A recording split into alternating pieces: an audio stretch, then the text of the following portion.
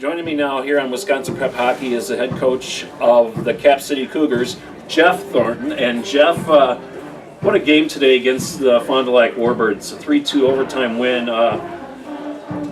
It was crazy. I mean, each team had chances, and in the final minutes you saw some pretty exciting hockey, but in the end you got to be pleased with what you've seen happen with the overtime goal. You know, I thought we came out of the gate pretty slow. I thought the first period was probably one of our worst periods of the year, and we talked about it in the locker room.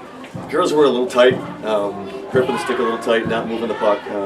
Thought we regrouped in the second and came out and gave a pretty good effort, and then managed to kind of have an up and down period in the third. Got off a couple of penalties, took a lead, gave up the lead, and then won one late. It was an exciting game. I mean, we were talking a little bit ago, talked a little bit earlier. First we talked to Colleen Milligan, but you said Colleen Milligan may be one of the most underrated players in the state. There's no question. You just watch her on a day in and day out basis. She works her tail off, penalty kill, power play. She's just relentless on the puck. She makes huge plays, and she's not always on the goal scoring column, but her plays set everything that we do. And I think that if you're a college coach and you've got a spot and you're not looking at Colleen, I don't know what you're looking at. Also talked earlier, Amanda Bauer making an impact as a freshman. And I remember in the sectional final, she had a big goal. Absolutely. You know, Amanda we saw in camp this summer, and she can shoot the puck.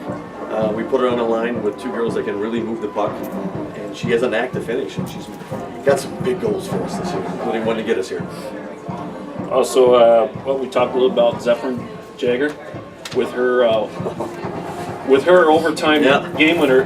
Coach, well, what goes through your mind when you see that? All of a sudden, she's able to wiggle the puck away and open ice. You know, I saw the turnover happen, and I saw she was clean, and my first thought was, put it away, don't give them another chance. You don't get a whole lot of chances in overtime. When she went 5-hole, I thought for a second I didn't see the puck come out, and I thought, no. And then I saw it squirt free, and it was just jubilation.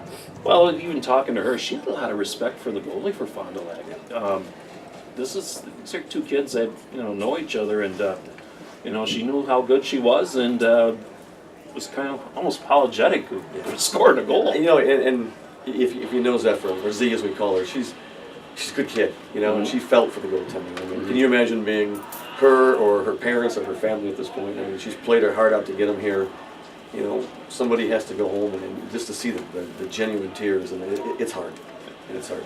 Well, no tears shedded today, maybe tears of joy. Yeah. But let's talk a little bit about Taylor Thornton, the goaltender, who, by the way, is your daughter. And wow, she played phenomenal today.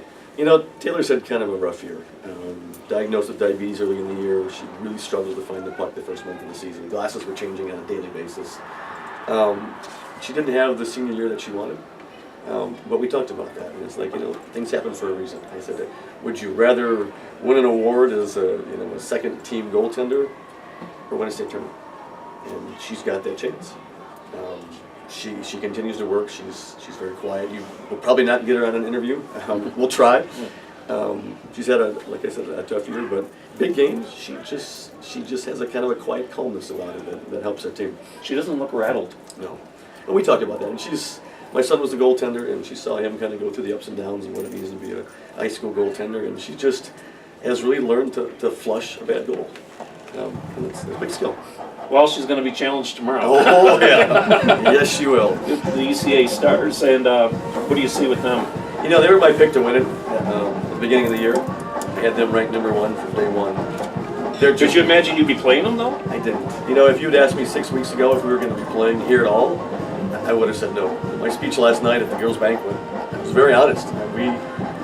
We were not a team. We were a series of individuals, and I don't know when that started to fix. But they found team, and they found team first, and it helped. They're going to need every bit of that tomorrow against the Stars. They are incredibly talented.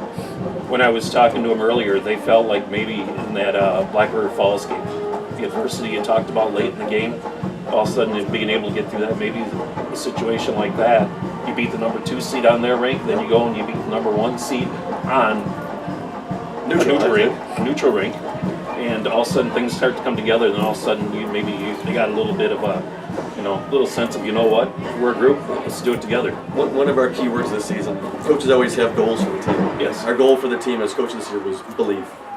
When things go wrong, when things struggle, when it becomes difficult, you just got to dig deep and believe. And when they tied it at 2 with a couple minutes to go, that was my message on the bench. You just have to believe.